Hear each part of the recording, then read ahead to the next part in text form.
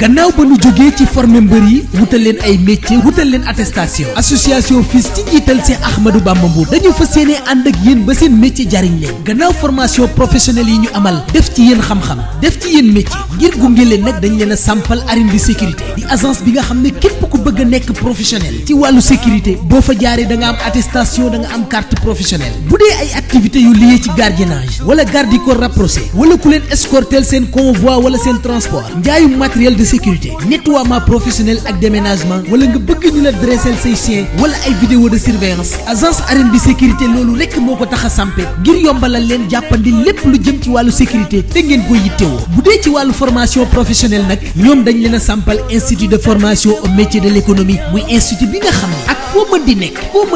ak ci loo mën di yëngu boo bëggee ñu former la ci yile métier daw sil gaaw am sa diplôme nekk professionnel ñu ci wàllu agriculture ci wàllu horticulture ci wàllu élevage entrepreneuriat restauration ci wàllu informatique bureautique wàllu sérigraphie wàllu infographie wàllu mécanique automobile auto école gestion de caisse assistante de direction boo ñëwee ci bile institut danañ la former jox la métier jox la sa diplôme ngay wéy di ko jariñoo kon mbokki Sénégal yéen ndaw ñi nga xam ne amagu leen métier wala formation jafe leen lool daw leen seeti arène de sécurité wala institut de formation bi nga xam ne boo ca tàbbee da nga am diplôme da nga am métier te boo génnee da nga noppal sa bopp bu ngeen bëggee jokkoo ak ñun mën ngeen ñoo woo ci 33 857 50 19 wala ci 77 134 71 94 wala ci 77 471 22 92 kon mbokki Sénégal yéen jeunesse bi laay waxal association FILS njiital Cheikh Ahmadou Bamba Mbour ñii ñëw fas yéene tontu ci seeni laaj lu jëm ci wàllu formation ngeen bëgg a nekk ay professionnel lu jëm ci wàllu formation ngeen bëgg a nekk boroomi métier ngir mën a laaj seeni àq ak seeni yelleef ñu ne formation yi nag ñu ngi war a amal démarrage officiel bi le 13 février fii ci Parcelles Assainies unité 22 numéro 244 kon daw leen gaaw mbokk yi inscrire waajal seen formation bu jaar yoon ngir am métier bi méngoog seen bëgg-bëgg kon mbir maa ngoog mbiri ñëpp la képp ku bëgg a formé wu dawal gaaw ndax ndaw ñi rekk ko tax a sampe ci diwaanu Sénégal.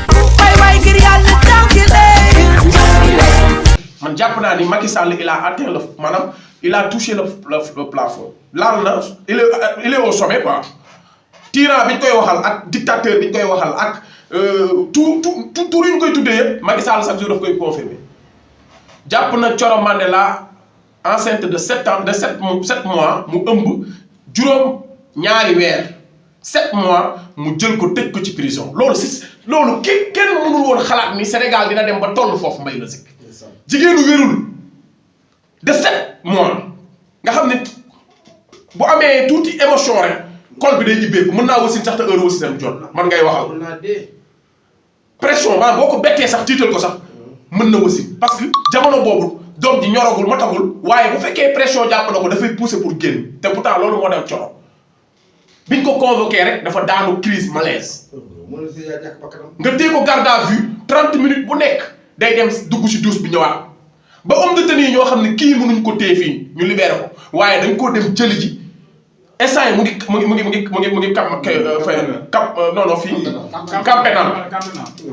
te man ak mbay logique mii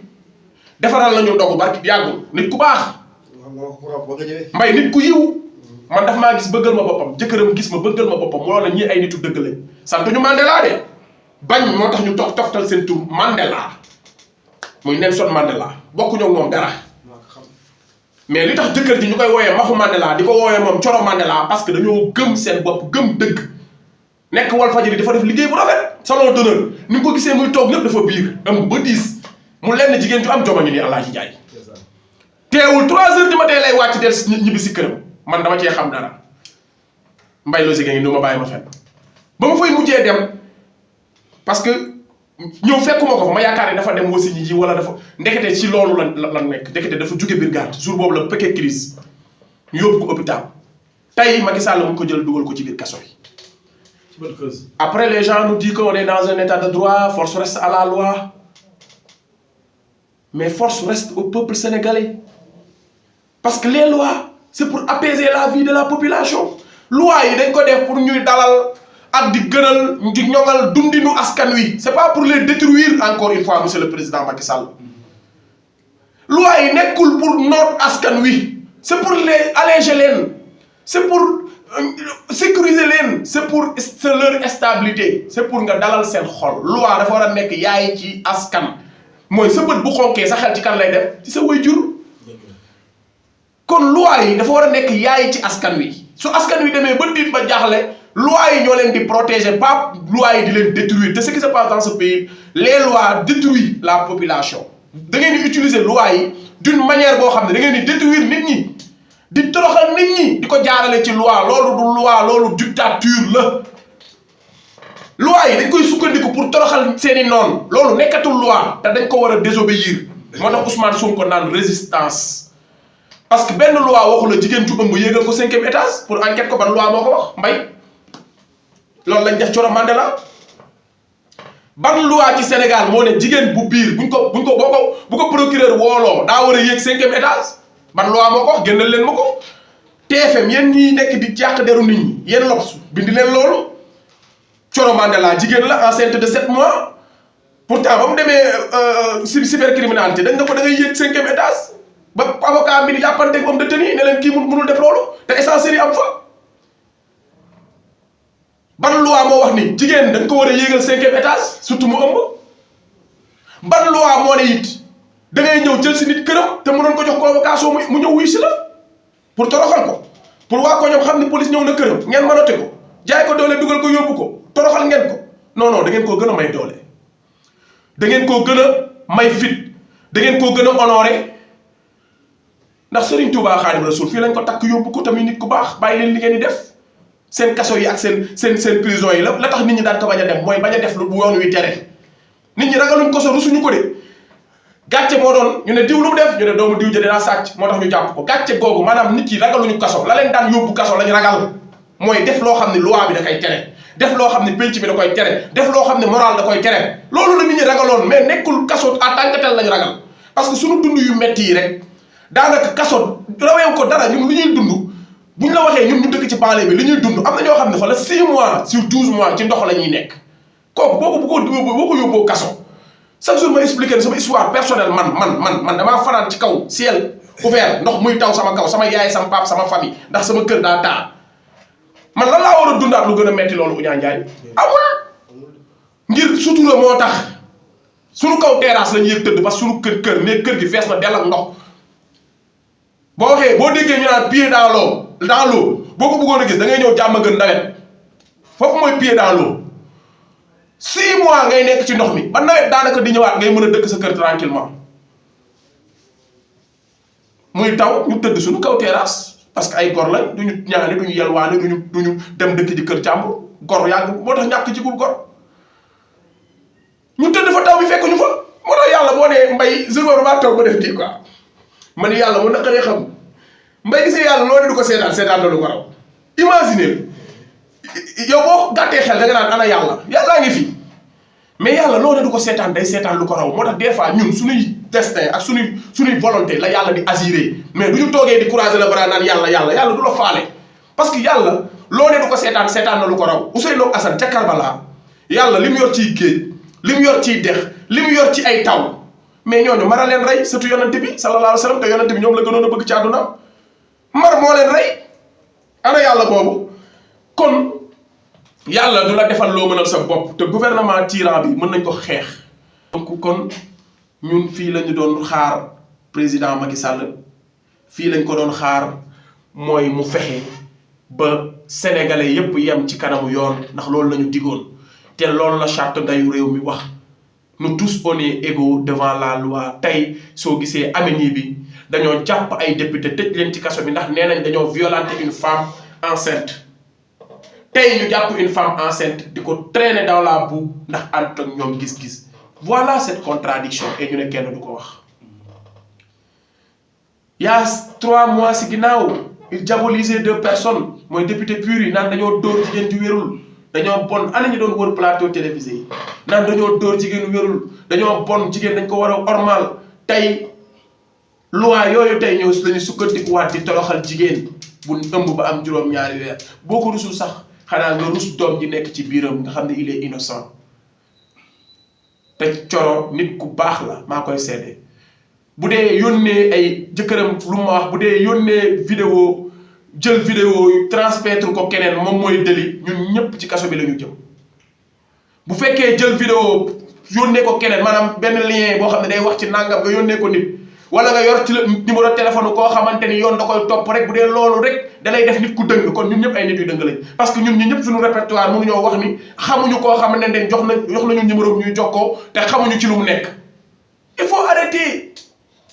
man mën naa xam ku bon te duma xam ne ku bon la mën naa yor numéro ku bon maa ngi moom ñuy séq fekk moom il est justiciable wala mu ngi def loo xamante ni nii xamuloo ko parce que vie privée la ça ne veut pas dire que soo xamee ku bon yow il est possible que yaa ngi moom a àndoon ci mbon gi te man li ma jëkkëram wax loolu laa mën a téye ndax nee na benn administrateur groupe boobu administratrice groupe boobu ñuy wax xaw ma topp kaa dafa mës a échanger teg moom benn vidéo benn kii lien boo xamante sax c'est disponible partout nit ñaa ngi koy envoyante man mi lien bi sax man am naa ko mais loolu c'est très peu nga jàpp une femme enceinte de 7 mois di ko téye ci kaso bi elle était membre d'une benn groupe boo xam ne 500 xaw ma 1000 et quelques personnes ñu ko sax mais amaana ñun ñu ngi ci groupe WhatsApp boo xamante ne nii ñun wala ñu mës a bokk ci groupe boo xamante ne nii am na fa lu louche. da leen di wasatu doo ko yëg. même bu dee loolu yëpp dëgg la mais ñu respecté ay droits humains même bu dee sax coor moo doon topp kaa moo doon wuññi sutura nit ñi moom moo doon vidéo nit ñi wala moo doon waxtaanee chantage nit ñi mais il mérite un peu la présomption d'innocence parce que lu mu bon jugé guñu ko xamaguñu liñ ko teg moom la wala du moom jamono boobu TFM ma ngay def ay émission di chargé l'Observateur ma ngay def ay revue de presse di chargé mais te ñooñu di chargé waa te nit dee na seen buntu place seen buntu kii. waaw. TFM nit dee na ca buntu nit deewagul buntu Walfadjri xam naa moom nit bu deewoon buntu Walfadjri moom Walfadjri yëpp la ñuy tëj moom pourtant nit dee na buntu TFM mu nekkoon lu louche ba tey jii leerul ñu naan dafa xaroog dafa nangam am na version yu bëri yu ci am pourtant waxu leen ko am na ñu ne gars yi Youssou N'Dour la am na ñu ne Youssou N'Dour ko yoraloon xaalis nangam nii naa dee bu louche pourtant defoo leen ci waxtaan de yéen waa édition du matin xaw ma xalaas yéen waa xalaas waxtaanoo leen ci loolu de waaye ba tey rek am na lu nu dégg ci Petit Gallé xale ya fa nekk lan lañ fay def defoo leen ci édition du soir de yéen waa TFM Petit Gallé am na lu fa xew loo xamante ni noppam ak borom xale bi gumba bi génn na wax ko xale bu gumba bi ne am na lu ngeen di def tonton saa yu nekk Petit Gallé xale bu gumba bee ko wax pourtant jëmul kaw de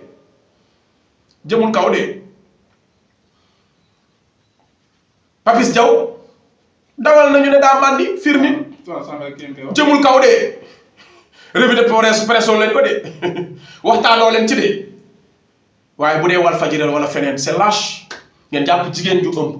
di ko chargé indirectement du ngeen tudd turam mais naan waaw toog di wuññi sutura nit ñi mais yéen xanaa toogoo leen ba tàyyi nit toog télé ngeen teg ko seen télé boobu metti El Hadj Diouf mu jàpp Ousmane Sonko di saaga di toroxal weeru kooru daaw ngeen teg ko quartier général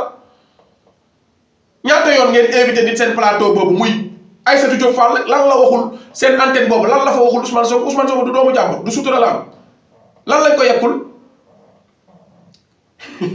ñooñu ñoo toogaan naan waaw toog di duñu sut mais ñaata nit ñoo toog def conférence ba di saaga Ousmane Sonko du début à la fin ngeen teg ko seen télé yi invité ay nit ñuy saaga Ousmane ngeen teg ko seen télé yi tey yéen les mêmes personnes yéenay taxaw naan waaw toog di wuñu sutura nit Ousmane Sonko dëmb la rek lañ ko jiiñu te sax Moustapha Sy kii jiiñ na ko ne ko day daan traite. wasin na daal laa déggagul ñu wax ko. Ousmane Sonko wax na ko nee wasin na kon c'est très lâche ngeen jàpp Coro Mandela di ko waxal lu ñaaw man de xam naa ko personnellement xam naa ni nit ku baax la xam naa ni nit gënu ko xam naa ni liñ koy toppee defu ci dara loolu lu ma leer la waaw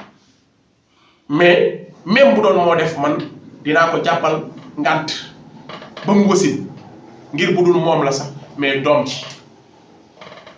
parce que da ngeen ne Bougazali état de santé moo ko mayul bu nekk ci kaso bi te góor la ëmbul yaakaar naa ni léegi ki ñuy wooyee jigéenu wérul bañ na ko jigéen sax boo ëmbee jigéenu wérul lañ lay wax léegi nga mën a bàyyi góoru wérul mu ñibbi te jigéenu wérul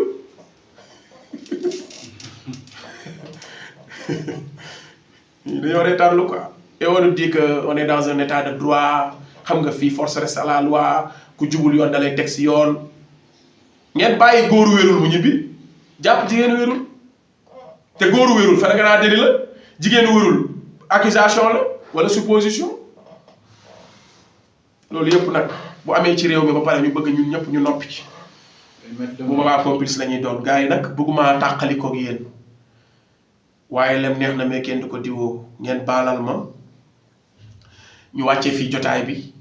ba gannaaw ëllëg ak jàmm comme def nañ tey mardi dañuy noppalu mercredi jeudi la ñuy ñëwaat defaat live faram fàcceewaat actualité yi ça dépend aussi situation bi bu amul cas de force majeure wala mu am édition spéciale rek dañuy tëbal mais suba bu fekkee am na lu jar a wax dañuy ñëwaat ak yéen rek ndax ñun ak yéen moom poñse la waaw bokk la poñse bu Macky Sall beeg kii nag Macky Sall beeg Idi ñun suñu poñse moom bu xasee ba jaxasoo xoyal tuur rek wala xoyal naan mais ñoom moom seen aay ak seen expert yu ñu nekk mën nañu séparer waat poñse bi loolu moom ñoom ñoo ko mën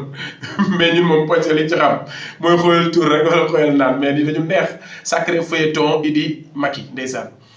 ngeen baalal ñu ko abonné gul nga daw gaaw nga abonné ndax doolay jël ndox la doolay saxaar raay la mais doolay site internet abonnement commentaire partagé kon nag jàppal ni mën nga jàpp ci combat à distance ak foo mën a nekk mooy nekkal ambassadeur u C'est le Bon TV fi nga nekk ci àdduna nga fexe ñëpp ñu abonné ci chaîne bi ndax le meilleur reste à venir ndax kuy raam di la yóbbu bu amee oto da lay daal di yóbbaale